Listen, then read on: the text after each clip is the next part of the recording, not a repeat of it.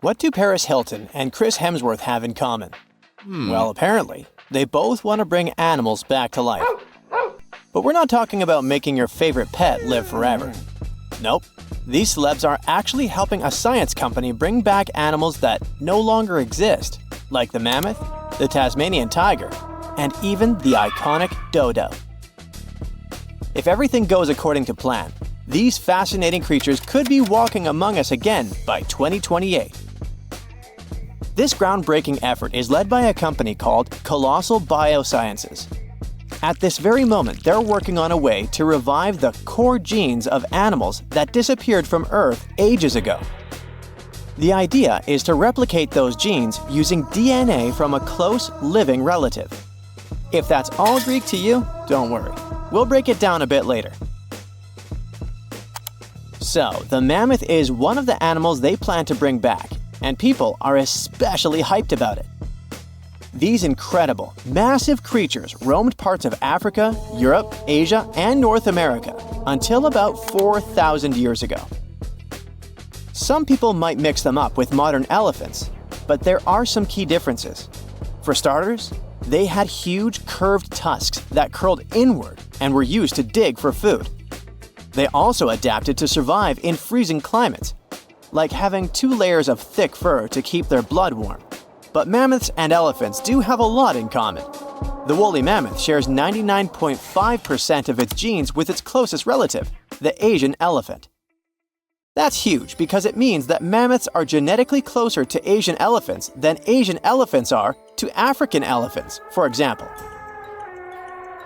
The company's bold plan is to create a living, walking elephant-mammoth hybrid that looks just like the ones that used to roam the planet. This animal will look like, walk like, and even sound like a woolly mammoth. But most importantly, it'll be able to live in the same ecosystem that the mammoth left behind. If the scientists succeed in bringing back enough of these creatures, one of their big goals is to help restore the Arctic tundra ecosystem. But how do they actually plan to create the mammoth? Here's their plan. First, they need to find well-preserved samples of woolly mammoths in places like Alaska, for example. Then they'll need to sequence the mammoth's genome and the genome of its closest relative, the Asian elephant. The next step is to identify the important genes that made the woolly mammoth perfectly adapted to cold temperatures, like its shaggy hair, curved tusks, and dome-shaped cranium. In other words, they need to identify which genes make the mammoth, well, the mammoth. Now comes the interesting part. They will use top-notch gene editing tools, kind of like scissors, to cut the Asian elephant DNA and replace those spots with the mammoth sequence. This will allow them to create a new cell line and, later, an embryo. This embryo will grow inside a healthy female Asian elephant, who will be the surrogate. And just like that, a new, cold-adapted elephant will be born. Or at least, that's what scientists hope. Specialists predict that this Mammoth 2.0 could be on Earth as early as 2028. The reason it will take a while is that their gestation period is around 22 months. But if that deadline feels too far for you, there is actually a chance we could get a surprise a lot sooner. That's because some of the other animals they plan to revive have a much shorter gestation period, like Australia's thylacine, also known as the Tasmanian tiger. The company is also doing whatever it takes to give this animal a second shot at life. And the good news is that the process seems to be well advanced.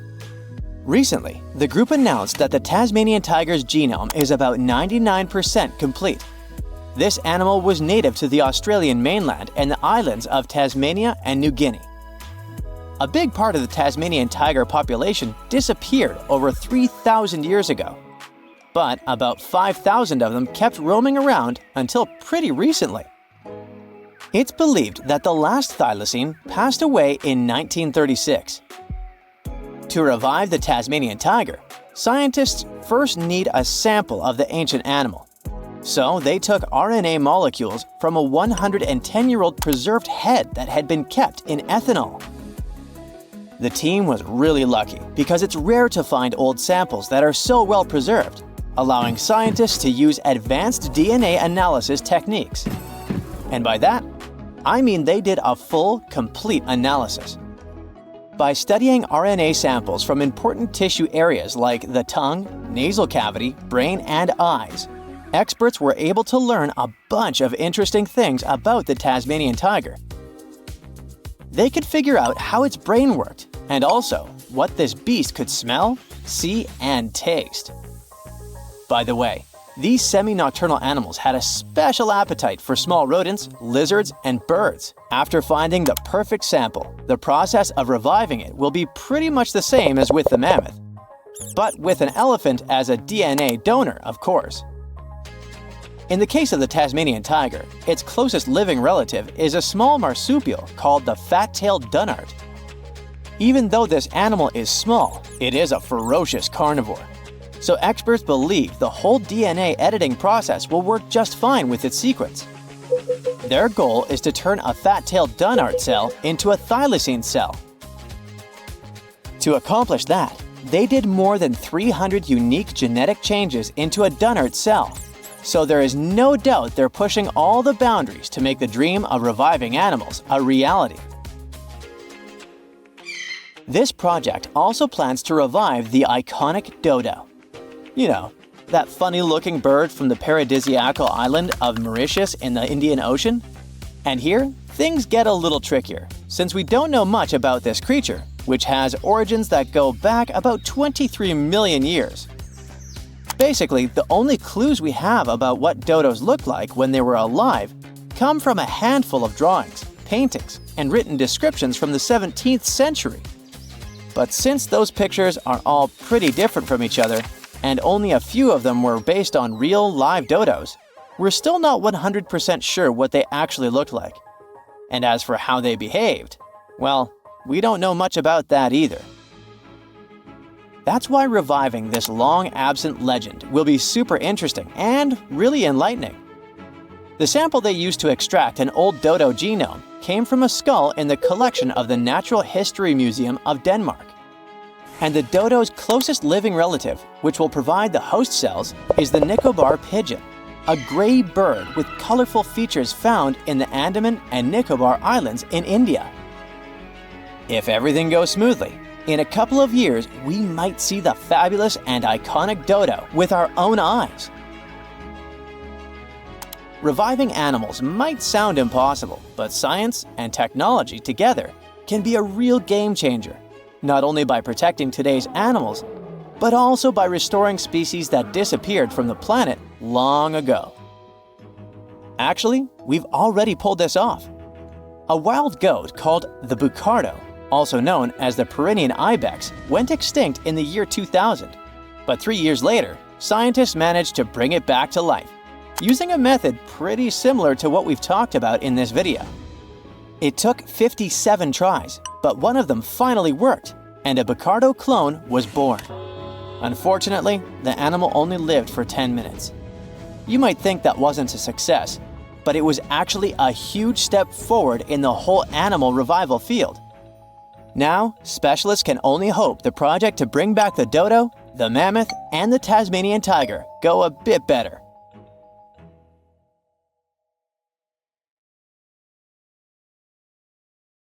A pre-Christmas miracle happened near the mouth of South Africa's Chilumna River on December 22, 1938. Marjorie Courtney Latimer, the curator of East London Museum, was on her routine visit to the docks. She was checking if there were any unusual catches from local fishermen. Suddenly, she spotted a strange fin sticking out of a pile of discarded fish. Intrigued, she cleaned off the slime to reveal an incredible discovery. A pale blue fish with silvery flecks, thin scales, and 4 fins that looked almost like limbs. And it was huge too, 5 feet long, weighing about 127 pounds. Marjorie actually specialized in birds, but she had always been fascinated by the natural world, including the ocean. She didn't know what the fish was, but she had a feeling that it was something special. So she had the fish loaded into a taxi and taken to her museum. She then went through lots of reference books, but no matter how hard Marjorie tried, she couldn't identify the species. She decided to show it to the chairman of the museum's board, but he just dismissed it as a common rock cod. Marjorie didn't listen to him. The creature fascinated her so much that she kept studying it, and even tried to preserve it by having it taxidermied, although she couldn't save the organs. Desperate for answers, she reached out to a fish expert, J.L.B. Smith. But tough luck, he was away at that moment.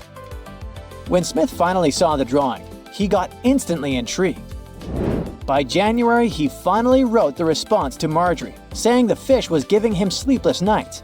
He was eager to see it in person. On February 16, when he finally arrived at the museum and laid eyes on the fish, he was stunned. Suddenly, it dawned on him that he was looking at a coelacanth, a species believed to have gone extinct 66 million years ago. This made it a Lazarus species, an extinct species that reappears after a long absence in the fossil record. It was like seeing a fossil come to life. Scientists thought that this creature had vanished with the dinosaurs. Thanks to Marjorie's persistence, this became one of the most remarkable biological finds of the 20th century. The entire genus Latimeria was named in her honor. Turns out, fish was vibing in the deep ocean waters completely unbothered by an asteroid strike for millions of years. Today, at least 2 species of coelacanth are known to exist. Both come from this ancient lineage that survived the test of time. They mostly live in the Indian Ocean, with some chilling around Indonesia here and there. Coelacanths look and behave very differently from other fish. Their creepy fins actually move in a way similar to how human arms and legs move. They also have a special joint in their skull that lets them raise a part of their head while feeding. That's because they're related to tetrapods, those guys that were the first to step out of the waters to the land. Michael Smith is a British naturalist. On July 2018, he was exploring the remote Wondiwoi mountain range in Papua, Indonesia. He was there to search for rare, pretty flowers called rhododendrons, but he accidentally took a photo of a funky-looking creature. Smith got very curious about this animal. He then returned for another expedition, this time with a local guide. He spent 10 tough days searching high in the mountains. The terrain was harsh, with constant rain, slippery ground, and leeches crawling into their boots. When they were already exhausted and close to giving up, the miracle happened. The team finally spotted and snapped a picture of the animal. This cute thing turned out to be the Wondiwoi tree kangaroo, the one thought to be extinct for 90 years. The first time it was discovered was 1928. It's a sad story. A biologist spotted it while studying the area, and this was the first and the last time we saw that animal. But as it turned out, it wasn't extinct at all. It's just a very elusive and sneaky creature. This marsupial lives in small, isolated, steep and misty forests. Very few people venture there, all because of the reasons we mentioned: the rugged terrain, dense bamboo thickets, lack of water. Even the local hunters had never seen one. They're super cute with their round face, reddish fur, and appearance that looks like a mix of a monkey and a bear. It's a weird type of kangaroo that jumps on the trees, not the land.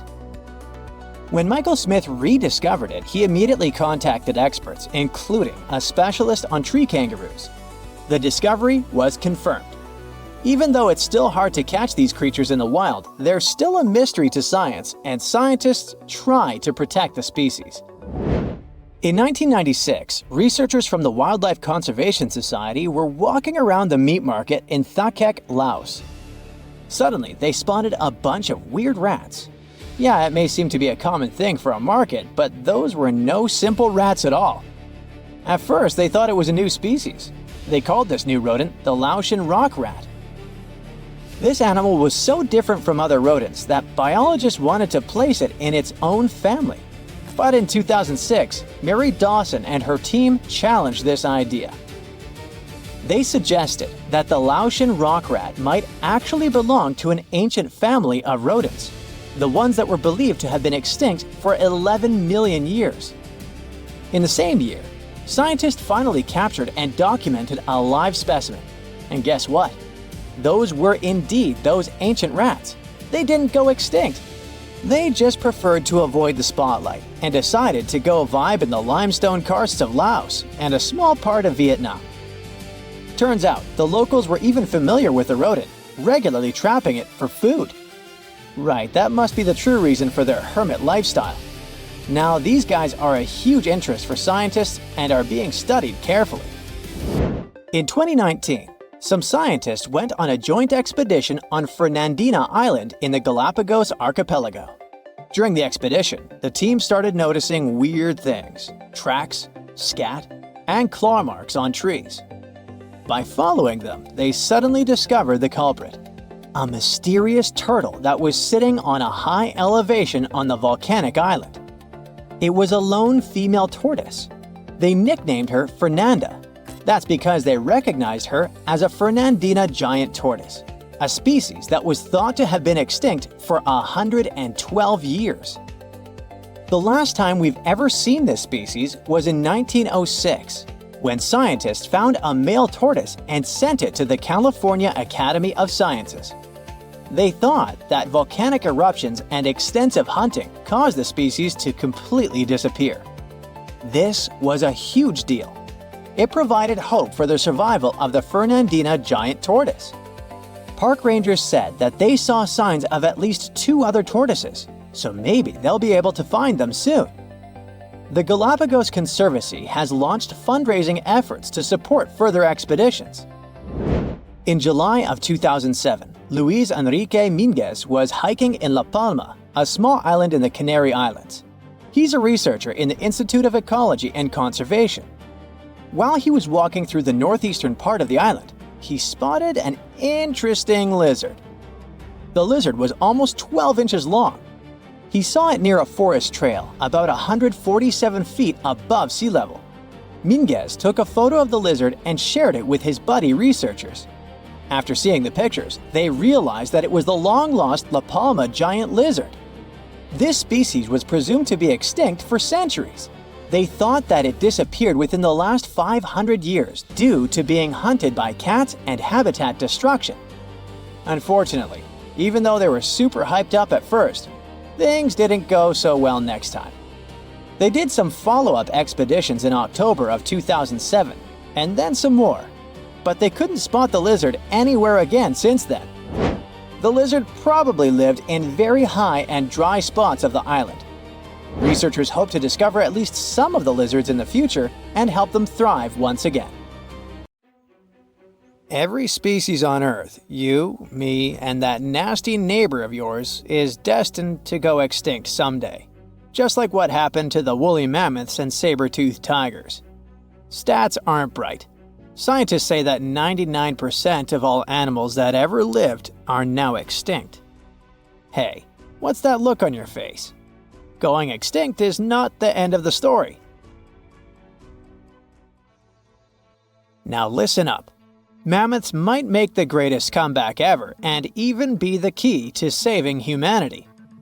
Nope, they won't give away free money so that we don't have to work anymore, but they can sorta help the weather situation on our planet.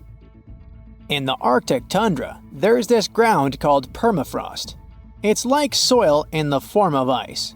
Soil turns permafrost when it stays super cold for 2 years straight. But now, permafrost is actively thawing out, and it's bad news for, well, everyone. Because while thawing, it releases a lot of carbon into the air. But what if we had large animals like mammoths there today? They would churn up the soil. The ground would freeze more deeply in winter. And then, in summer, a layer of grass would help keep the ground cool and prevent the permafrost from melting. Some scientists think that's a great solution. So now there's a company in the US that's trying to bring mammoths back to life. Okay, you got me. Not actual mammoths, but a sort of hybrid between an elephant and 1% mammoth DNA. It would be a northern elephant. Getting mammoth DNA is easier than you might think. They actually only went extinct about 10 to 14,000 years ago. Scientists are hoping to have their first elephant-mammoth hybrid by 2027. Let's hope it doesn't turn into a real-life Jurassic Park. Australia. A nightmarish place, and a home to the most fascinating creatures on Earth. But here, the sad fate befell the Tasmanian tiger, also known as thylacine. Don't mix it up with the Tasmanian devil. That one is living and thriving. Nope, the thylacine was a marsupial predator that used to chill in Australia, South Tasmania, and New Guinea. It was a nocturnal who preyed on other marsupials, like kangaroos. In the 30s, the farmers suddenly claimed that thylacines were eating their livestock. Looking back at it now, that was probably an exaggeration. But humans started to hunt poor thylacines until they were all gone. And then it turned out that hunting away the important predator isn't the brightest idea. Who would have thought? You see, thylacines kept things in check by eating bad animals. So once they disappeared, the Australian wildlife was basically doomed. 35% of total mammal extinctions on Earth happened here. That's an awful world record. I know it sounds gloomy, but hey, maybe we can fix this.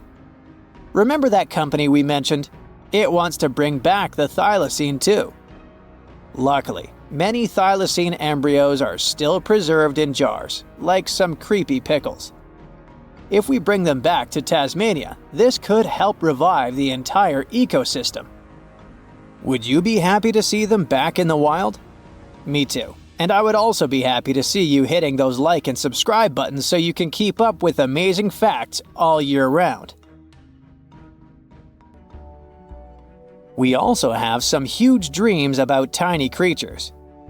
Take a trip to Mount Hotham Ski Resort in Victoria, Australia, and here you can find the mountain pygmy possum, a tiny bundle of cuteness. These guys are super rare. We even thought that they were extinct. All we had was their fossils. But then, some skiers spotted a possum in a log pile at the ski lodge in 1966. Imagine suddenly making a great discovery while chilling on vacation. These little possums can spend 7 months of the year sleeping under the snow. They wake up occasionally to eat some stored food, and then they wake up in the spring to eat even more, find a mate, and go back to sleep again. What a relatable fella. Since they've made it into this video, you can guess they're pretty endangered. There are less than 2,000 left in the wild, all because their current homes don't fit them that well. But hooray, we can help them too. You see, their ancestors lived in lowland forests about 20 million years ago. So maybe mountain possums could live better if we moved them there? Of course, we can't just take them to the woods and expect them to survive. Instead, scientists want to slowly release possums into the forest and check up on how they get on with it. Let's hope these cute creatures will adapt to woodland life. The southern gastric brooding frog, also called the platypus frog, was quite a unique creature. It was discovered in 1972 in Queensland, Australia.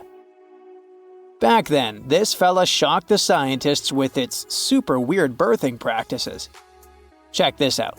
The mother frog swallows her eggs, turning her stomach into the womb. Then she doesn't eat at all for 6 weeks straight. I could never. Meanwhile, the tadpoles hatch in her stomach, start to grow, and eventually get so big that the mom literally has to breathe through her skin. And then she literally spews out her offspring left and right. Bleh. But this insane process is a great evolutionary achievement, which is why it drew everyone's attention. But the wonder didn't last long. By the mid-80s, all known species of these frogs vanished from their natural habitats. Why? We have no idea.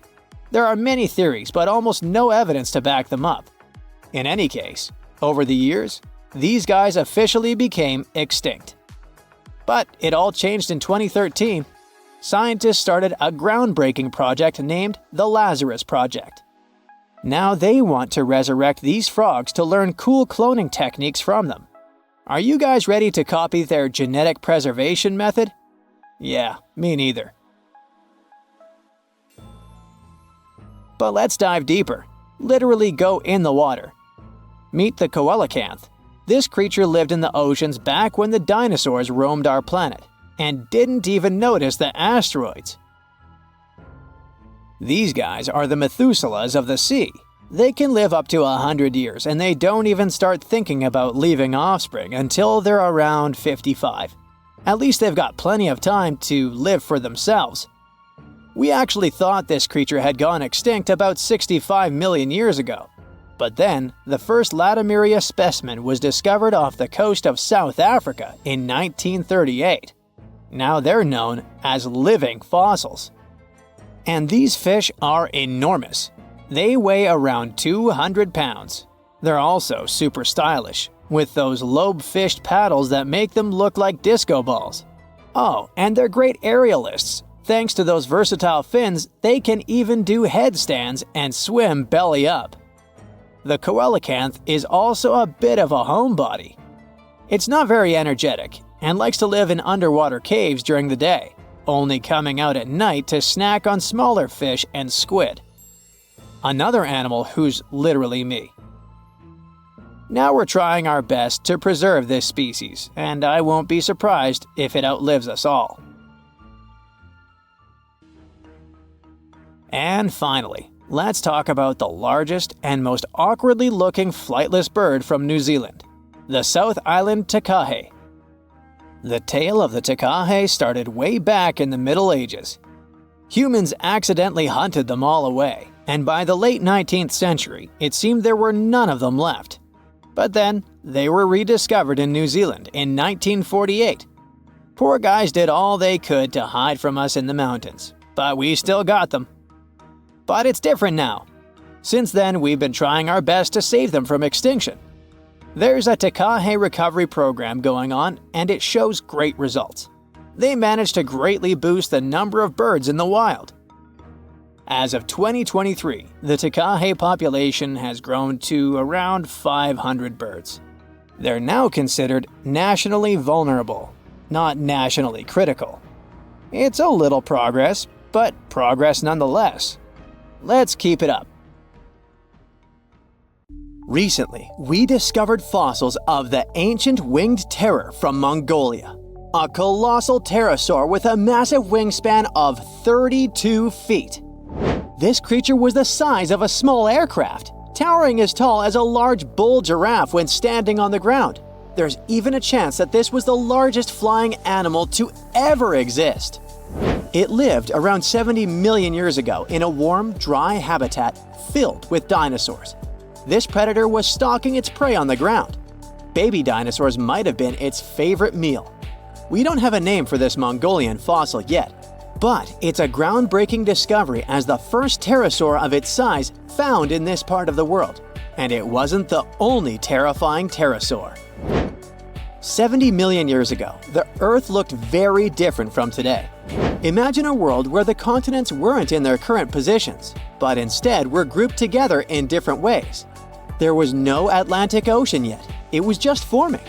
Soon, South America is going to split apart from Africa, and India will become its own separate island. It was the final days of the Mesozoic era. This period was divided into Triassic, Jurassic, and Cretaceous periods. The land was covered with shallow oceans and seas, with a lot of islands across North America, Europe, Asia, and Africa. Parts of what is now the United States were underwater, between the Rocky Mountains and the Appalachians and Ozarks. If we were to look specifically at Virginia during this time, we would find it submerged under a shallow sea, part of the early Atlantic Ocean. The climate was surprisingly mild. The oceans and the planet in general were warmer and ice-free at the poles. First, flowering plants started to appear, which was great news for insects like ants, bees, and butterflies. And of course, it was a time when huge animals, including our favorite dinosaurs, roamed the land, ruled the seas, and dominated the skies. But it wasn't just dinosaurs. Many new species of animals were appearing. Among them was the giant Quetzalcoatlus. Imagine a massive, flying reptile with wings as wide as a fighter jet. It was named after an Aztec deity, but let's call it Quetz for short. Cats lived alongside dinosaurs, but were not dinosaurs themselves. It belonged to a family of majestic flying creatures, Azadrichidae. These amazing beasts were named after a dragon in Uzbek mythology. It's not hard to see why. Living in the late Cretaceous period, around 85 to 65 million years ago, Kets and its kin ruled the skies. They had little competition from non-flying dinosaurs and fewer birds than we see today. They had special adaptations to stay light for flight, with bones filled with hollows and pits to reduce weight. And they weren't just airborne, they were skilled walkers too. They were strutting around like storks on the ground. But there was another, lesser-known giant called Hatzegopteryx. Let's call it Hats. This beast was discovered in Romania in the 70s. It's a hidden gem compared to the more famous Kets. Most of them had wingspans over 40 feet. That's as big as a school bus. To give you an idea, today's largest flying animal, the wandering albatross, only has a 12-feet wingspan. Hats called Hatag Island home. This place was like a paradise for these pterosaurs, rich in forests, rivers, and diverse wildlife, including dwarf dinosaurs. With few predators and plenty of resources, Hats grew to immense proportions. It had a powerful jaw, a strong neck, and a sturdy body, making it a formidable predator. It might have even gone after dinosaurs. Surprisingly, despite its hefty build, Hats could fly. Maybe not long distances, but likely used its wings to explore the island. Movies often make dinosaurs seem scarier than they were in real life, but one dinosaur was actually more terrifying in reality than on screen. One of them was Dilophosaurus. You might remember it as a small venom-spitting dinosaur that played a minor role in Jurassic Park, but in reality, it was known as one of the kings of the Jurassic era. It lived about 180 million years ago, a bit earlier than the pterosaurs were mentioned. It faced tough conditions, with extreme seasons and large deserts. The first fossils of this monster were found in the 40s in northern Arizona, but they were mixed up with another dinosaur called Megalosaurus. Years later, a new fossil was found in the same area, and it had something special: 2 crests on its head. This meant it wasn't a Megalosaurus after all, so it got a new name, Dilophosaurus, meaning two-crested lizard. Contrary to what Jurassic Park showed, the real Dilophosaurus didn't have a frill around its neck. Instead, it had 2 big crests on its head, probably used for showing off or finding mates. This Dilophosaurus wasn't small. It wasn't as big as some later dinosaurs, but still huge, about the size of a large car. It weighed around 880 pounds, similar to a brown bear. It was the biggest land animal in North America during its time. Dilophosaurus was fierce. Its jaws were full of sharp teeth, perfect for hunting, either fish or land animals.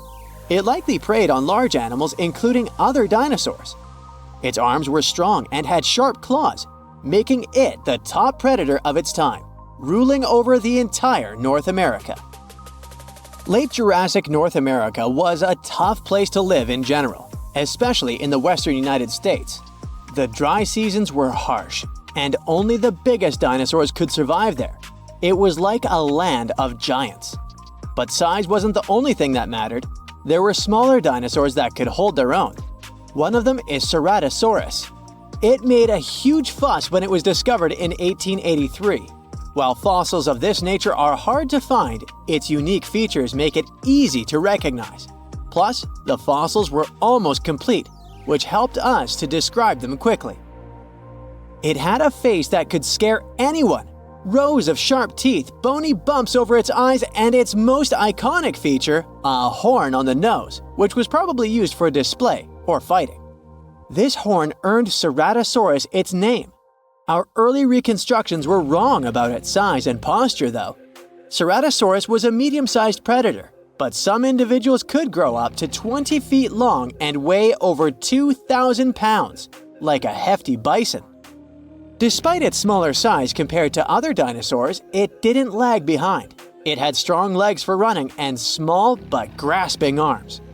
Ceratosaurus likely hunted a variety of prey, including other dinosaurs and possibly fish and smaller animals near water sources. Sadly, the reign of these majestic creatures came to an abrupt end around 66 million years ago.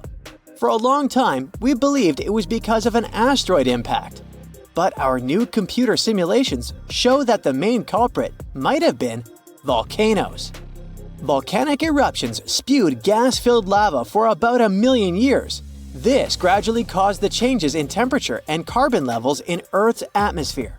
The Earth became darker and more toxic. Surprisingly, the asteroid strike that formed the Chicxulub crater in Mexico might not have released as much gas as previously thought.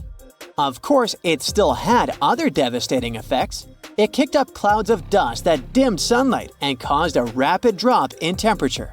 It also caused a massive tsunami and made the climate situation worse.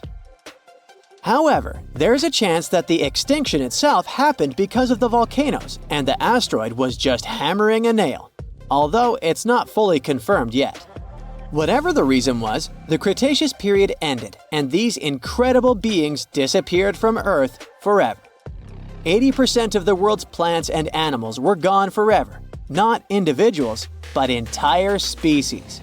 Since the extinction of pterosaurs, the largest flying animals have been much smaller, so there's a chance that we're missing a link in our fossil records. Maybe one day we'll find it and reshape our understanding of bird evolution. Currently, there are approximately 20 billion animals inhabiting our world. If everything were ideal, we would have 5 billion more animals on Earth. But many species have gone extinct, and around 44,000 species are currently in danger.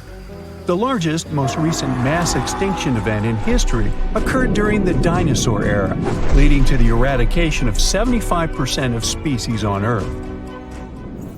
The Tulachi wallaby is a long-lost relative of today's kangaroo, but they had a hidden superpower, night vision. That's why they were mostly active at night.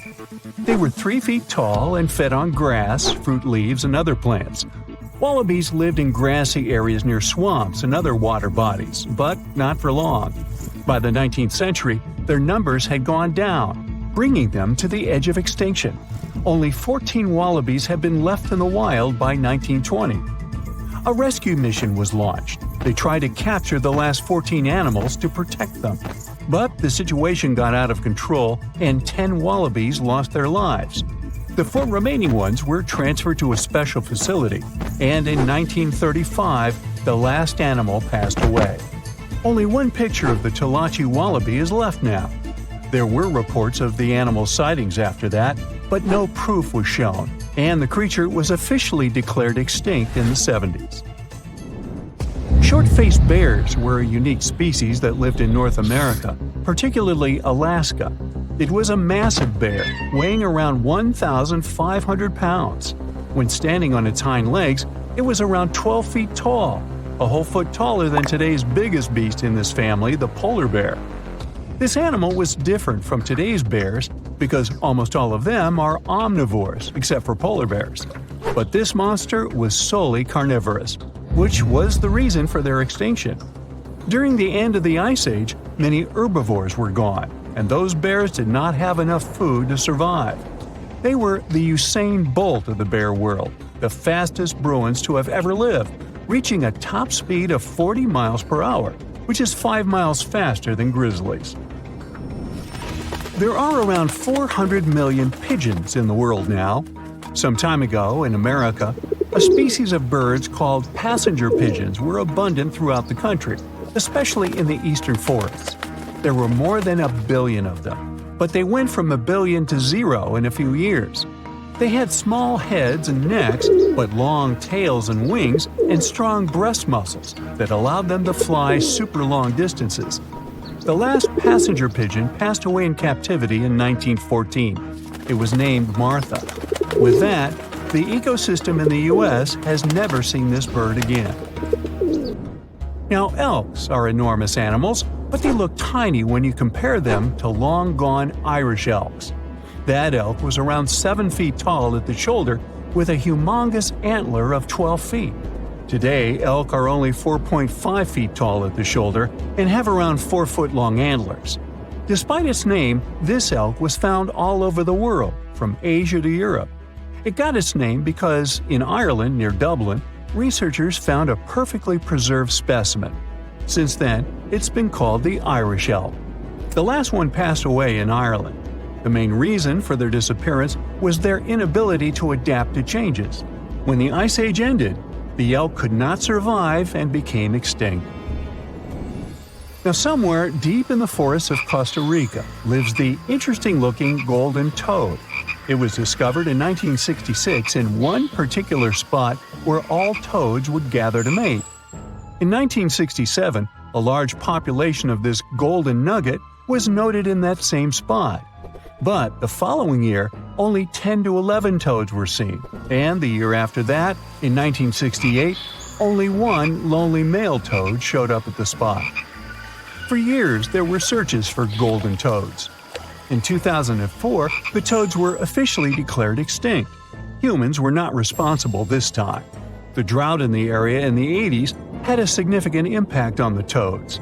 Still, the last straw was the arrival of a new fungal species that caused the animal's skin to thicken, eventually leading to the toad passing away. This chytrid fungus is responsible for the extinction of more than 90 frog and amphibian species, becoming one of the biggest threats to their lives. Now, Canada is a very cold country, no surprise there, and nobody would expect tropical birds like parrots to live there. However, there was a parrot species that lived in America and some parts of Canada. I'm talking about the Carolina parakeet. Those were truly beautiful birds with orange-yellowish heads and green bodies. Their favorite rest spots were big trees alongside rivers. This parrot's favorite food was cocklebur seeds, which are poisonous to us, but the bird had no problem eating them. Also, they used the dangerous cockleburs as a defense mechanism. After they ingested loads of them, their meat became poisonous, and predators do not enjoy eating toxic birds. Carolina parakeets were abundant, there were millions of them. But since the Ice Age, their numbers had been gradually going down because of natural reasons, mainly temperature. By 1935, no such parakeets were left in the wild. Today's African lion had a much more prominent and notorious cousin, the Barbary lion. Those cats were mentioned in many famous old books. They were described as mean, terrifying beasts. It's believed that they were the largest lion species ever. Those big cats weighed around 600 pounds and were 9 feet from the head to tail. Unfortunately, this lion was declared extinct in the 90s due to many factors. Today, we only have one photo of this animal taken from a plane. Paradise parrots were native to Australia. They were genuinely amazing birds with captivating colors. What was unique about them was their nesting habits. They only nested in termite mounds. This parrot was always on the edge of extinction, and the reason for that is still unknown. Mice, rats, and other animals also hunted them, and it added fuel to the fire. The last bird was spotted in the year 1972. Since then, paradise parrots have only been seen in museums. The Gulf of Mexico was once home to Caribbean monk seals. This species of seals enjoyed spending time in the warm subtropical climate of the Caribbean.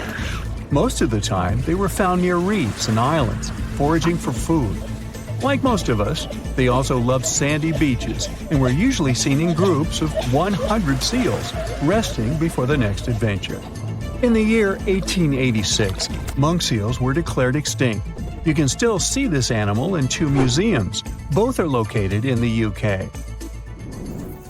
As we all know, zebras have black and white stripes. But once, a zebra species had only half the body covered with brown and white stripes. The rest was just brown, and the belly was white. It was called the quagga. They lived in the southern part of Africa in grass fields and wet pastures, like today's zebras, and ate grass and other plants.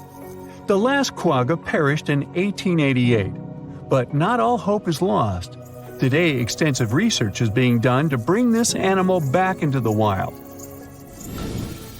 Australia is home to many outlandish animals, but the craziest ones are probably gastric brooding frogs. This species is not like your ordinary frog that lays eggs. They hatch their young inside their stomach. and give birth by vomiting around 25 fully formed young frogs. Sometimes their stomach becomes so bloated that they have to breathe through their skin. 2 species of this frog were discovered in the northern and southern parts of Australia in the 1970s by Mike Taylor. A decade after their discovery, both species are gone. The main reason for their extinction is the chytrid fungus. Luckily for them, they're also part of a de-extinction program that's putting serious efforts into bringing them back into the wild. You're off to work, and boom, you see someone getting snatched by a 5-foot giant eagle that has the power to lift a child. Luckily, this is a pretty rare occurrence now, but around 2 million years ago, it was totally possible. Humans are now on the top of the food chain.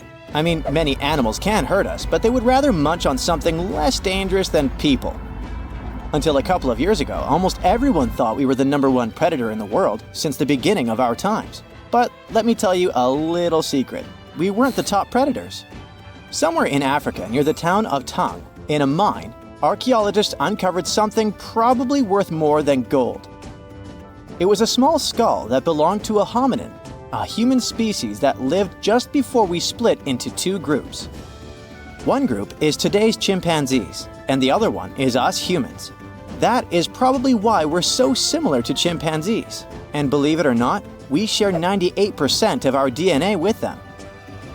The critter was nicknamed Tongue Child because most likely it belonged to a young human. Before this discovery, we had no idea we originated from Africa. As you already know, on that continent, there were many big animals that could eat us in a single bite. Even now, the situation is not that different. The bone was found among many other animal bones, suggesting that early humans, Australopithecus, had a pretty rough life and were eaten by anything that liked meat. Since we were only around 4 feet tall, we were on the menu for many animals. Probably the scariest one for us was the eagle. You might think eagles are just lazy birds who sit on trees all day. But our friend from Tongue had a pretty bad experience of encountering one. When Tongue's child was a little kid and was playing outside, the eagle grabbed him and took it to its nest. We have no idea how big the bird was or what kind of eagle it was, since there isn't any evidence. Eagles regularly hunt baboons in Africa now, and when experts compared the marks on these animals with the marks found on the ancient skull, they discovered those marks were almost identical. The worst thing about eagles is that they're like zombies, and their favorite food is brains, so they attack the head first.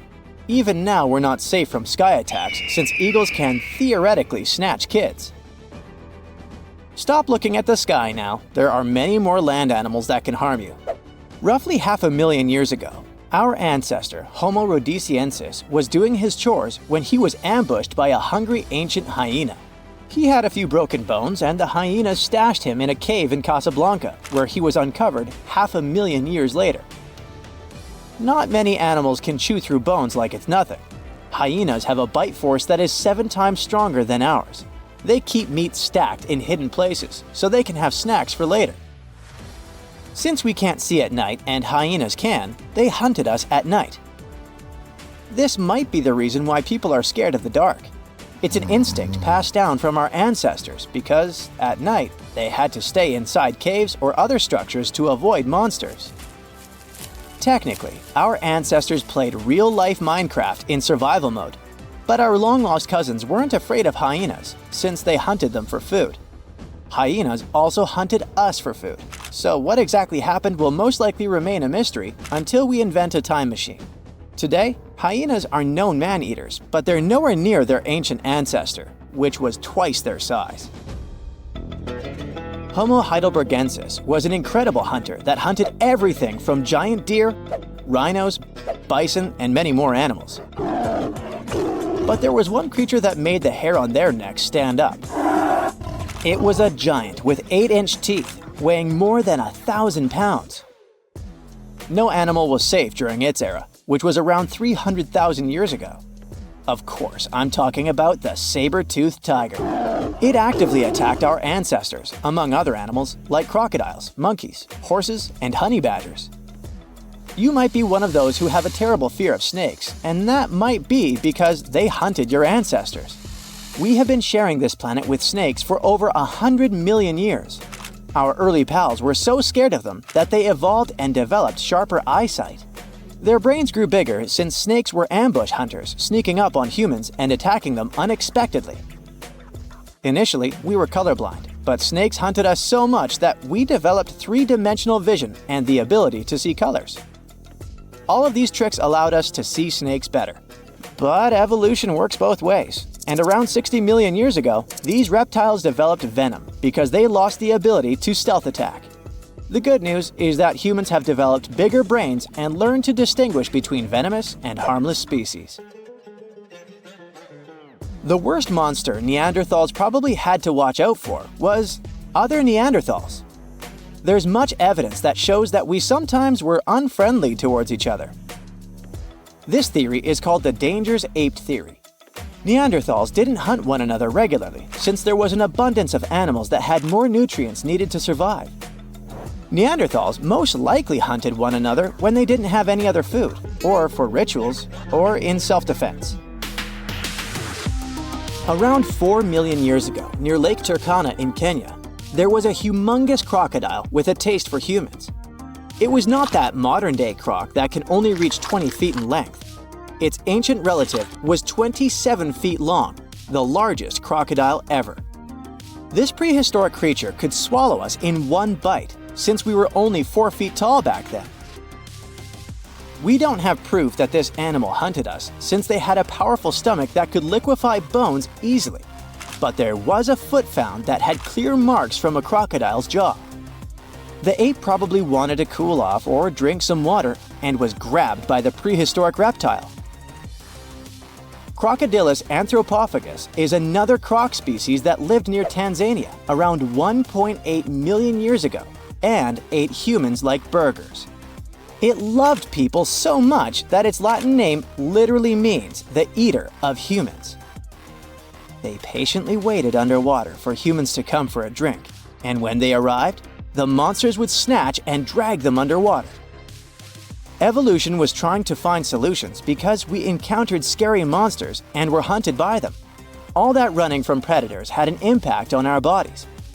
We grew taller and bigger so that birds wouldn't pick us up and fly us to their nest.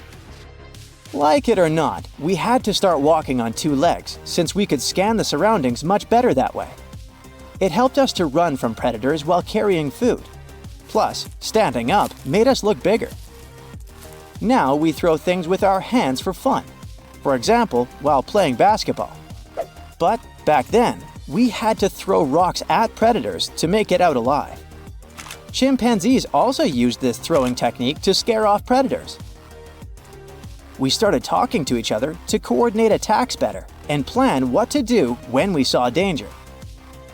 We all know that working in a group or playing a team sport is interesting and a lot of fun. But believe it or not, this is because in the past, we had to be team players. Otherwise, we risked being snagged by a predator. Our brains are still wired the same. However, these techniques didn't always work, and archaeologists have found many more bones belonging to humans eaten by giant eagles and other animals. Hey, welcome to the Dino New Year's Party. Hey, everyone you know well is here. Tyrannosaurus, Triceratops, Stegosaurus, Raptor, Diplodocus. But there will also be someone new, a guest who will surprise you. You see, paleontologists have discovered a new dinosaur species that was somewhat like the T-Rex, but with a twist. These guys would rather eat a crunchy salad than a juicy steak. Hey, meet this dude. Any guesses on how to pronounce this? Deinonychus sakubotri. Thanks, please hold your applause. These are herbivorous guys that belong to the therizinosaurs. But they had one awesome feature. A feature that showed scientists that Deinonychus belonged to a new branch of dinosaur evolution, about which little is known. But hey, let's go back to the dino party, shall we? Here you can see dinosaurs with different personalities. The T-Rex is a bully and toothy. The Velociraptor seems to be very toxic and moody. The Triceratops or Stegosaurus are aggressive but silent. You know, like those guys that don't touch anyone, but it's better not to mess with them. So among them all, the Therizinosaurus is a chill guy that will always help, will always keep you company at a party, and will never be annoying. Therizinosaurs lived in what is now Asia and North America during the late Cretaceous period, about 100 to 66 million years ago. Their anatomical features made them look more like predators, like the T-Rex. But Therizinosaurs were herbivores, with large crescent-shaped claws. In some species, they reached up to 20 inches. Now imagine how dangerous these monsters would have been had they been carnivorous. But they used their claws to grab tree branches and eat leaves. The Deinonychus was quite large, just under 10 feet in length. A hippo was about the same size, and their weight was about 600 pounds, which is almost half the size of a horse. Therizinosaurs had a long mouth, a bit like a duck's nose, and long front paws with 3 thumbs. But the Deinonychus, that has been found recently, was unique because it only had 2 fingers on each hand. The 2-fingered dinosaur discovery has sparked joy among paleontologists. Okay, 2 fingers instead of 3, whatever, you might think. But it makes a big difference. It shows how dinosaurs evolved. The latest paleontology news reports that the discovery was made in Mongolia. It was the largest preserved claw in history. Its size was about 11 inches, and it had a curved shape. That means it was like a giant banana. The coolest thing was that the claw was covered with keratin. Our nails are made from this material too. Can you imagine? Large lizards that lived tens of millions of years ago had claws with the same composition as our nails. Nature is amazing, isn't it? Do you know this crazy theory that the T-Rex evolved into a chicken and the Velociraptor into an ostrich? There must have been tons of evolutionary changes. But the 2-fingered dinosaur discovery offers us a more understandable and more detailed explanation of how dinosaurs evolved. Therizinosaurs had 3 clawed fingers on each paw, but why did nature get rid of one of them? Scientists believe that it was practical. It's possible that a paw with 2 fingers was much stronger and more flexible than a paw with 3. This way, dinosaurs could grab vegetation and branches, like chameleons do. Scientists have also suggested that the 2-fingered long paw helped the dinosaur defend itself, care for its mates, and even play. It's hard to imagine what they could be playing at. Maybe they did high fives or high twos. It would be cool if they had used those paw pliers not only for taking food, but for fighting off predators. And speaking of predators, the T-Rex had a similar front paw structure, but its small paws were useless. It would be cool if the Deinonychus could box with them or climb trees. Yes, it was an herbivore, but that doesn't mean that other bad dinosaurs could bully it. Let's just think that the Deinonychus was kind of weak and formidable to the strong. That's why it would be the most welcome guest at the dinosaur party. But the strangest guest at this party would be the Dinocheirus, named Terrible Hands. The case of the Deinonychus shows how dinosaurs evolved from having 3-fingered paws to being 2-fingered. The Dinocheirus shows that ancient lizards could evolve into a horse or something else. It sounds weird, but let's get to know this guy better. In 1965, the arms, hands, and shoulder girdle of an unknown dinosaur was discovered in the Gobi Desert in Mongolia. When paleontologists put the bones together, they got 2 long, creepy arms. For many years, those arms remained in the museum without a body. It looked funny and a little scary. Each arm was about 8 feet long. This is more than the tallest basketball players. Paleontologists were trying to find other dinosaur body parts in the Gobi Desert, but their attempts were unsuccessful. The Dinocheirus became one of the most famous mysteries in paleontology. How big was the owner of such arms? What did it eat? How did it live? This remained unknown until 2014. According to the latest paleontology news about this lizard, a group of scientists from the Korea Institute of Geoscience and Mineral Resources has discovered other well-preserved remains of the Dinocheirus. With their help, Paleontologists have managed to recreate the lizard's appearance, and that breakthrough has turned out to be much cooler than the two-fingered dinosaur discovery. Are you ready? The Dinocheirus was colossal, rather slow, with a horse-like head and a spine that formed something like a hump. It looks super weird, even for a science fiction movie. This new dinosaur species belonged to Ornithomimosauria, an ostrich-like species, agile and fast-moving. But not the Dinocheirus. Instead of speed and agility, the dinosaur had a large size. It was 36 feet long and weighed 13,200 pounds, which is almost the weight of an adult elephant and the length of half a metro wagon. Despite its size, the Dinocheirus was quite harmless. Its long muzzle looked like that of a duck or a horse. It also had no teeth. So for tyrannosaurs and other predatory giants, it was an easy lunch. And this is not just a guess. Scientists found bite marks on the discovered skeletons of this dinosaur. It seems this poor big dude met some really bad and hungry guys. But what was lunch to this strange lizard itself? It ate almost everything: soft plants, algae, small vertebrates, and fish. It sucked food from the bottom of lakes and rivers with its beak and tongue and swallowed stones to help grind the food. Those stones crushed the pieces of food and thus helped the stomach to digest stuff more easily. The dinosaur used its terrible hands to dig and pick up food from trees and the ground. But the strangest part of its body was its back and tail. The bones at the end of its tail were joined into a single structure called a pygostyle. This thing supports the feathers of modern birds. Now, it's possible that the Dinocheirus waved its tail like a fan, and its back had thick bone spikes that stuck up from its spine. Considering that those bones were covered with skin, the whole strange skeleton structure looked like a sail. You know how dinosaurs evolved to have such a strange shape, and probably ask yourself, hey, what's the point? Well, scientists believe that the ligaments coming out of the spine help support the dinosaur's heavy belly and legs. To better understand how that could work, imagine cable-stayed bridges. Long vertical beams have many cables that hold the roadway. Similar, the Dinocheirus spikes and ligaments help to hold the dinosaur's weight. Now, back at our dino party, it would be a shy, tall dude who accidentally drops a drinking glass and makes you feel awkward. It's lonely. It dreams of finding friends. And it will surely find them. A Diplodocus would make a great buddy. A herbivorous dinosaur with two fingers that looks like a predator and a horse-like giant with two long arms show us how diverse dinosaur evolution can be. T-Rex, Velociraptor, Diplodocus, and others are the superstars of the ancient world.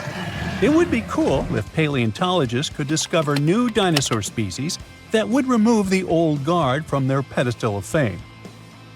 Would you like to see a movie starring the Dinocheirus and the Deinonychus? Hey, I would. Now, if Earth's history were a movie, we humans would only take up the last second of the end credits. Our planet has been around for about 4.6 billion years, but our human story began about 300,000 years ago in Africa. Now, our ancestors had some wild adventures in nature. They could have run into creatures so big they'd make today's elephants look like puppies. The woolly mammoth is a pretty famous animal, sure. His cousin, though, the Columbian mammoth, not so much. This giant used to roam places from Canada all the way down to Mexico.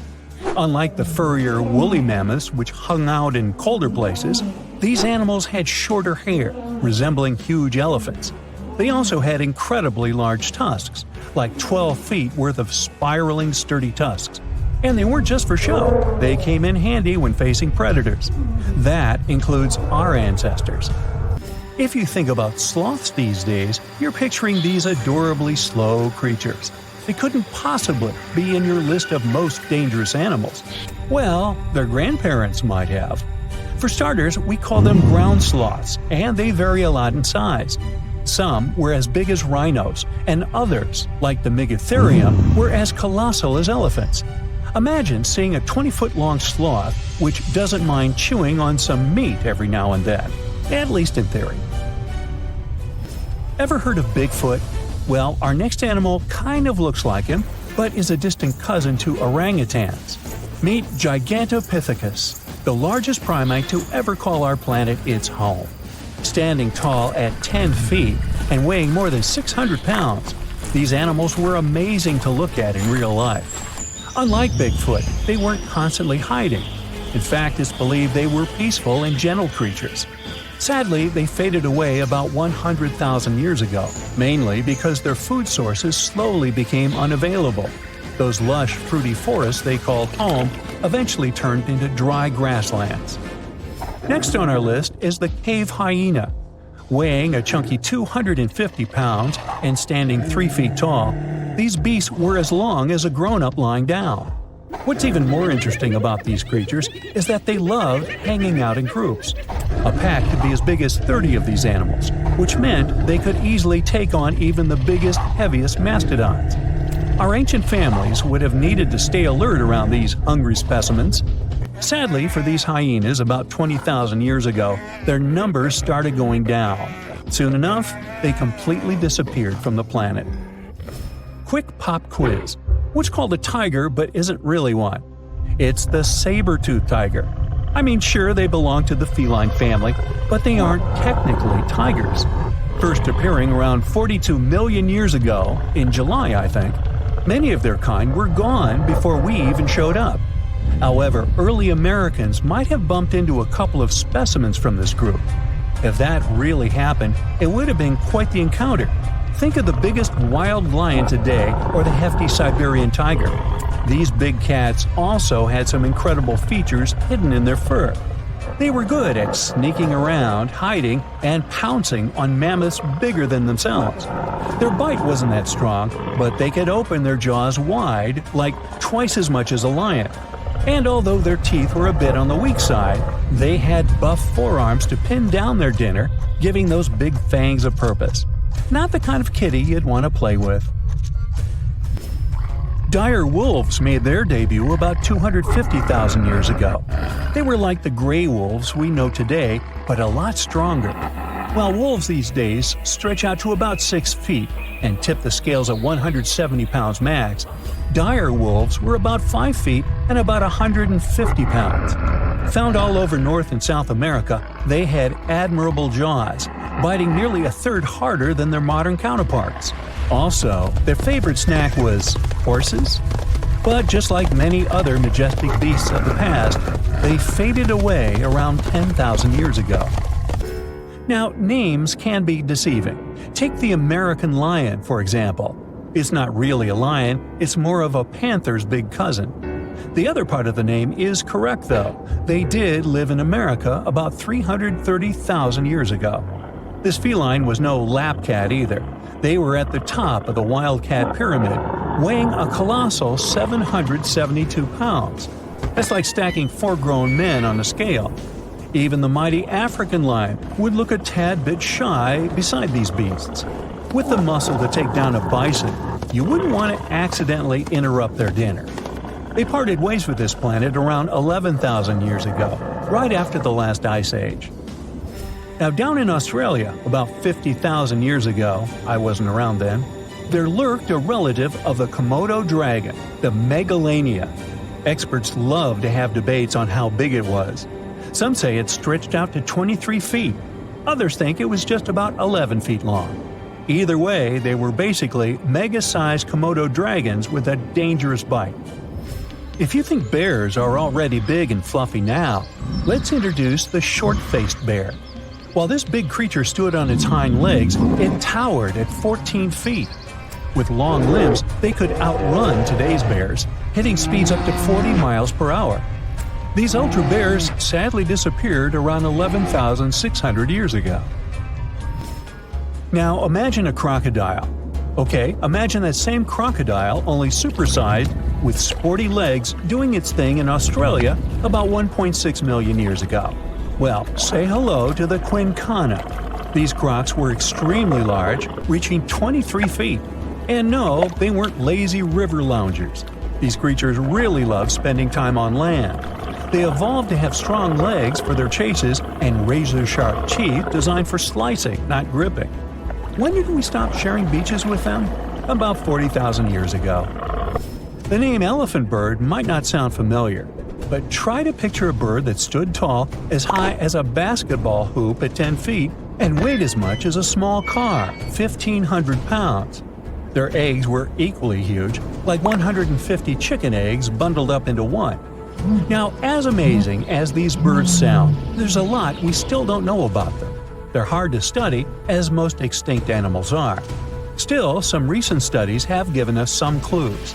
Scientists have been examining ancient molecules from their fossilized eggshells. It's an awesome piece of evidence, since these birdie shells were thick, preserving precious DNA inside. Plus, there are tons of these eggshell fragments sprinkled all over Madagascar's beaches. Because of these findings, we now know these birds were herbivores and loved eating leaves and seeds. We also know the tiny kiwi bird is its closest living relative. Now, dodos were these amazing birds we also used to share the planet with. They're like distant cousins to ancient pigeons. To give you some perspective, imagine a chunky bird weighing about 50 pounds. Similar to chickens, turkeys, and ostriches, dodos were also the types of birds that couldn't fly. Their wings were small, and they had the muscle strength of, well, a wet noodle. Now, you might have heard the word dodo used as a name for creatures that aren't that bright. Don't get confused, though, by this name. These birds were in fact intelligent. Scientists were able to figure that out by studying their fossils. It turns out that they were good at smelling stuff, unlike most birds that are all about the visuals. These creatures aren't around for us to study anymore, but that might change. One evolutionary biologist is on a mission to fully understand these amazing ancient birds. On that note, she revealed that the dodo's DNA has been completely sequenced. There are even talks about potentially bringing dodos back to life. They would make a nice addition to the lovely beaches of Mauritius, the place they used to call home many, many years ago. Amongst the swamps lives a strange bird with a Dutch clog for a beak. It screeches a high-pitched whine, notifying other shoebills that this is its area when it comes to food. Its eerie calls add to the surrounding roars of dinosaurs in the distance. It's not hunting dinosaurs though, of course, but snakes, fish, lizards, and frogs amongst the reeds. This bird continued to survive even as the dinosaurs left this world. Fossil records of the shoebill date back to 65 million years ago, and today it continues to hunt in a similar environment. Although once widespread, today its restricted habitat is within several countries in Africa. The shoebill stands up to 60 inches tall, and its broad wings are built for soaring across the plains. But the main feature of the shoebill is, of course, its beak. Ancient in appearance, it's gone unchanged for ages. Its huge bulging bill measures up to 9 inches, which makes it the third largest among all living birds. The upper mandible of the beak ends with a sharp nail, perfect for its prey. It lets the bird take them out with an instant peck. With a wide range of food at its disposal, it's known as one of the most terrifying birds. Its hunting behavior is still as effective as it was millions of years ago, which has made its survival possible. It feeds mainly on aquatic animals, fish, frogs, lizards, and even small crocodiles. So there's always been plenty of options at its own all-you-can-eat buffet. Surprisingly, their relationship with humans is a pretty chill one. That's why they're so popular among birdwatchers. This cool guy is just standing idle, staring down the lens, as if to say, "I've seen a lot worse than you." Lurking under the water in many countries around the world, another opportunistic hunter lays low beneath the shallows. Meet the saltwater crocodile. With an appearance that just straight up tells you it's ancient. It's been around for over 240 million years. Once appearing a lot larger, they've always had a reputation of taking down whatever came too close, even dinosaurs. They survived many catastrophic events and have continued to adapt to each of them. As they continue to evolve, They've become the ultimate survivalists as we know them today. Still, they sit within their territory, waiting for anything to enter, even humans. They grow up to 20 feet and have a powerful bite that's stronger than any other animal. 30 times stronger than your bite, just saying. Anything that ends up in its toothy cage can't escape. With scales and armor plates protecting it, there isn't an animal on Earth that hunts it, making the crocodile the ultimate apex predator. As per its name, it's also adapted to salt water, providing it with useful salt glands, something its alligator cousins don't have. And that's how they're able to swim enormous lengths out to sea. Their routes follow ocean currents, and they aren't afraid of bypassing the shark-infested waters. Not even the great white would mess with this one. The distances they've traveled measure up to 390 miles, and they're capable of reaching speeds up to 18 miles per hour. Just another reason not to swim in the sea, right? The next creature on our list has been around for up to 145 million years. These pesky little things have been feeding off warm-bodied animals. Can you guess what I'm talking about? Lice. Those guys originated in the Cretaceous period, between 145.5 and 65.5 million years ago, when they used to feed on dinosaurs once upon a time. And then, they have continued to remain a constant annoyance to most species. Currently, there are 5,000 different species of lice, each one having a taste for a different animal. They feed on all birds and mammals, except for pangolins and bats. Lucky them. They are an obligate parasite, which means they cannot live unless they live off another life form. Living their entire lives to reproduce on their hosts, lice will change their color to match the fur or feather of their new homeland. But how do you get lice as a human? Well, it's purely by luck or bad luck. They usually choose to leave when their original host has passed on. They seek a free flight from a nearby fly, grabbing onto its legs and hitching a ride to the new homeland. Within 4 small islands in Indonesia lives a powerful beast, a reminder of the megafauna period. Meet the Komodo dragon. Reaching a length up to 10 feet, it's a master ambusher. Its hunting method involves tracking down prey, then injecting venom into it. As the prey escapes, it will track it down as it slowly tires and then feeds on it. And that's how it's managed to survive for millions of years. But it has strangely disappeared from other parts of the world. These islands weren't always its home, and it's only been here for the past 4 million years. Originally, the dragon's ancestors came from Asia, but migrated south to Australia 40 million years ago. And with a great range and variety of food, that's where they grew to their massive size. Then, some 25 million years later, a collision with continental land masses occurred between Australia and Southeast Asia. Taking the opportunity, they spread even further, as far as East Timor. As the islands became separated, the Komodo dragons continued to flourish in their new lands. Without any competition, they could maintain their normal hunting methods. Unfortunately, in Australia, they all eventually disappeared due to competition from humans. Another ancient species is really intriguing, not only because of its appearance. Let me introduce it to you, the coelacanths. Scientists found the only evidence of their existence in their fossils. It made us believe they disappeared 410 million years ago. So, you could imagine the surprise when they were discovered in 1938, idly swimming along the east coast of South Africa. It's truly a fossil that's come back to life. It gave us a great opportunity to not only further understand this species, but to answer many questions about some of its relatives. Growing up to 6.5 feet, they have a lifespan of up to 100 years. But what's strange is, they have 8 fins. They're the oldest known living member of the lobe-finned fish. They are so ancient that they're more related to amphibians, reptiles, birds, and even mammals than to the ray-finned fish we know. Armored with strong cosmoid scales and with a hinge on their jaw that allows them to open their mouth very wide, they are truly ancient-looking creatures. But they did evolve slightly differently than their ancestors, although they still look the same. They once lived in much shallower waters and originally used lungs to breathe. After the dinosaur age, they had to move into deeper waters to feed and gradually upgraded their lungs to gills. And it was this new ability that ensured their survival. Let's go even further back to 480 million years ago. You wouldn't think that anything that existed back then could possibly still be alive today.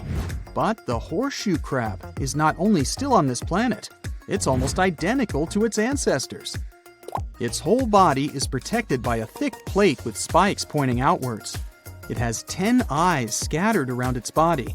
2 are used for finding mates, and the remaining 8 act as light receptors. There is also a long tail. Although it looks menacing, its only use is to simply help flip itself back the right way up if it gets knocked over. Its design is so effective that whatever constant changes the planet has provided, it survived.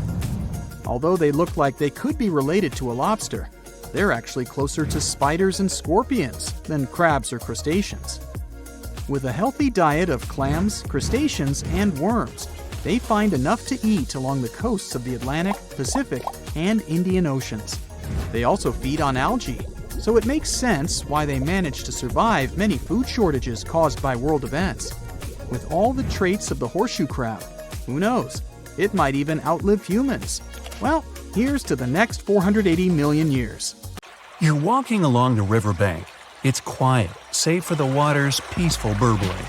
The hot Georgia sun beats down on your neck. That's when you notice something strange on the ground. Looks like a quarter-sized black coin with a weird pattern on it. You bend over for a closer look. Is it a coin? This thing looks like an ancient seal with a symbol carved in it. It's probably from some long-lost civilization. You could sell it and make a fortune. You crouch down on one knee to pick up your newfound treasure. As soon as your finger touches it, you pull your hand back as fear wells in your gut. It's hairy. Whatever. Nothing a good cleaning won't fix. You go to pick it up again, digging your nails in the dirt around it to pull it out of the ground. That's when it moves. Your heart jumps in your throat. It's pounding so hard you can feel it in your head. The fear turns to horror when the coin wiggles its way out of the ground. It's no ancient treasure. It's a huge spider. A ravine trapdoor spider, to be precise. This hard, coin-looking growth on the back of its body serves as a shield. The 8-legged terrors burrow into the ground and plug it like a cork so hungry enemies can't get to them. Or, giant confused humans like you. The spider is venomous, but its bite isn't toxic to humans. Ooh, lucky you. But I didn't say you wouldn't feel it. Best stay away from those sizable pincer-like fangs. Ow! Well, so much for your riches. Perhaps fortune awaits you in Mexico's Baja California peninsula. You're walking on dried-up ground when you notice a long white stripe up ahead. You get closer. Oh, looks like a super long worm, you think to yourself. But it doesn't move like any worm you've ever seen. That's when you see it has arms and a head. This pale creature with black beady eyes is a Mexican mole lizard. It lives in the ground where all its dinner of insects and termites hang out. It rarely comes out, so you're pretty lucky to have seen this bizarre reptile. Now you're in a rainforest in northeastern Australia. Ahead, half hidden among the trees, you notice something large and round. This mysterious figure lying on the ground is covered in black hair. At first, you think it's a bear curled up sleeping. But that wouldn't make any sense. There are no bears down under. You're getting closer when a twig snaps under your foot. The thing hears you and springs to its legs. It turns to you, and you now see this is a bizarre and beautiful bird.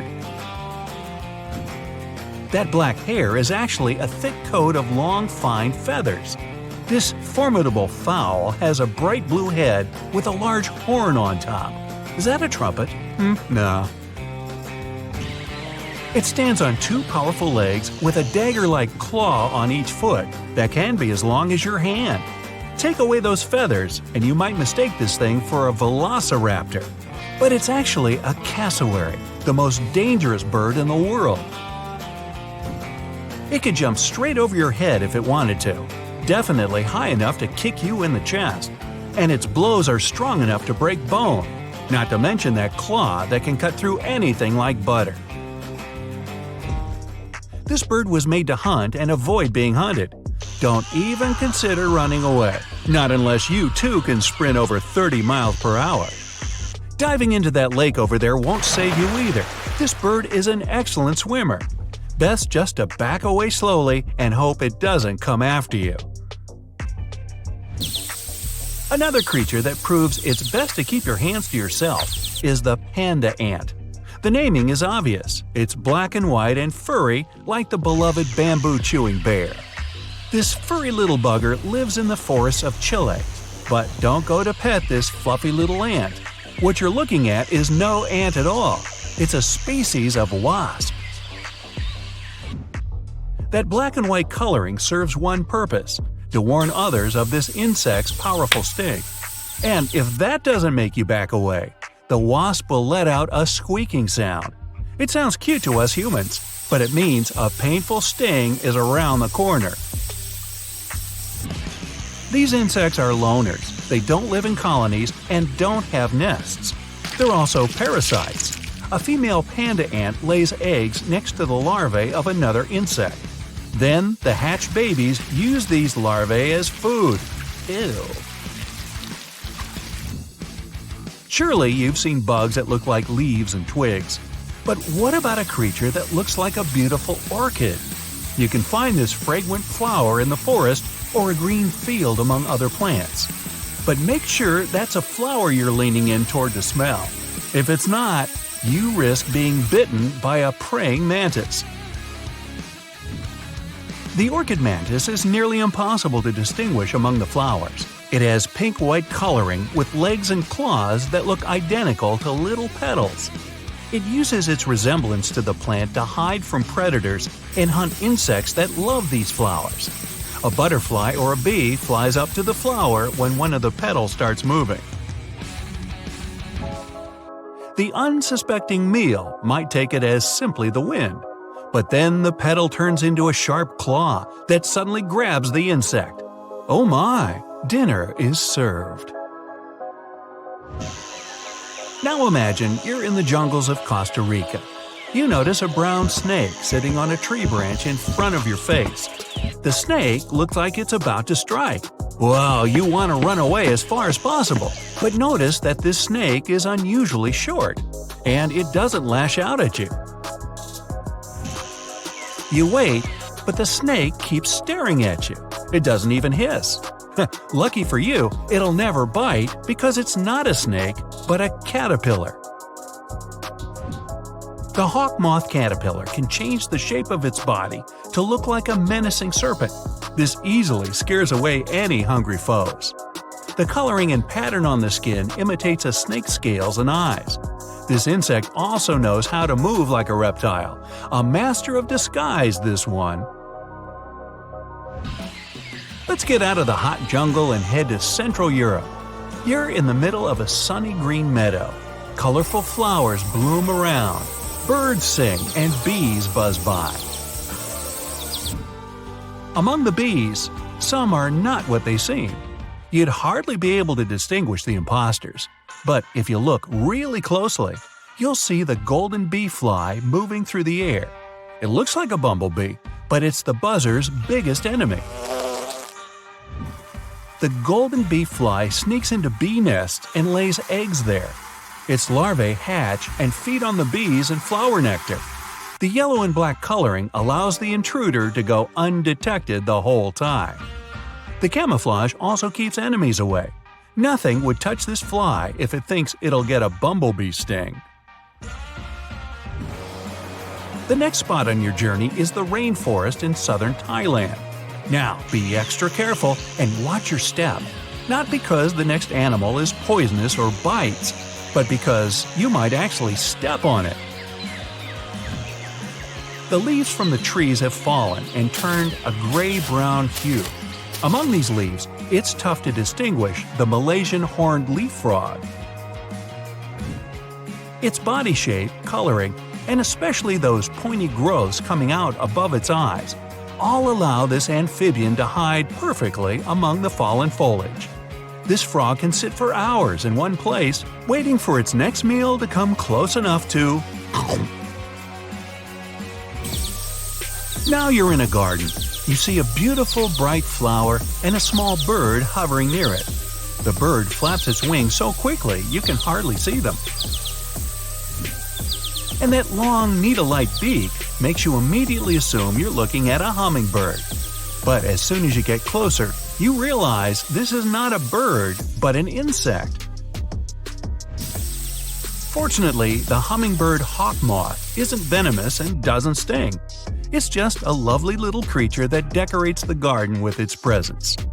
Many people even grow plants rich in nectar to attract these moths. Hey, that's an idea.